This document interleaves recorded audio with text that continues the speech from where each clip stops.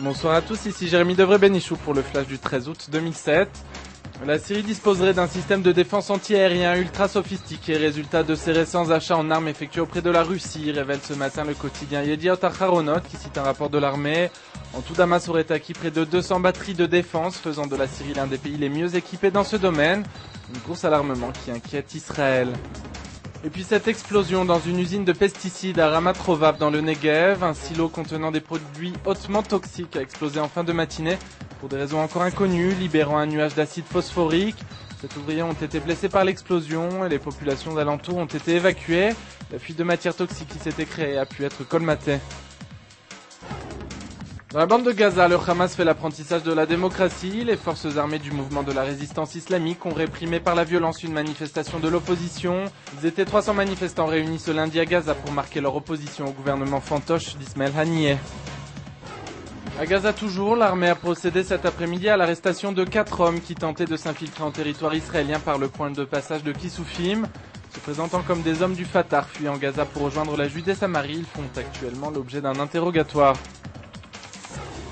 Et puis inquiétude autour de la communauté arabe israélienne au lendemain de l'attentat de Jérusalem.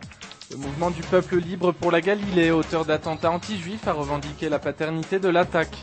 Dans le même temps, les services de sécurité révèlent l'arrestation de plusieurs arabes israéliens de Jérusalem impliqués dans des activités terroristes du Hamas. Enfin, ces chiffres de l'économie israélienne, les entreprises du secteur de la haute technologie auraient levé près de 842 millions de dollars pour le premier semestre 2007. C'est une augmentation de 10% par rapport aux 6 premiers mois de l'année 2006. Enfin, dès demain, retrouvez le grand débat d'Infolive TV au sommaire vers une réconciliation du Fatah et du Hamas. Et puis à la veille des élections primaires du Likoud, retrouvez une interview exclusive de Binyamin Netanyahou. Bonne soirée à tous en direct de Jérusalem.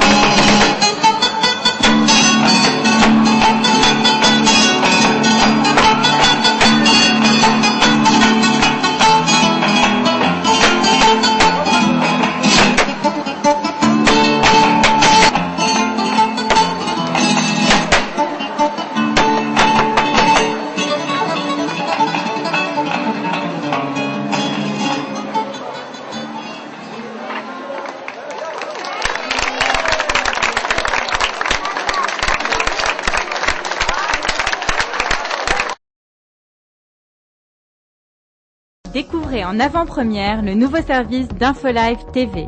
Recevez gratuitement chaque jour, en vidéo, les informations d'Israël et du Proche-Orient sur votre mobile. Pour vous abonner, entrez sur notre site www.infolive.tv et cliquez sur la bannière Service téléphone mobile. Aujourd'hui, le monde entier parle d'Israël.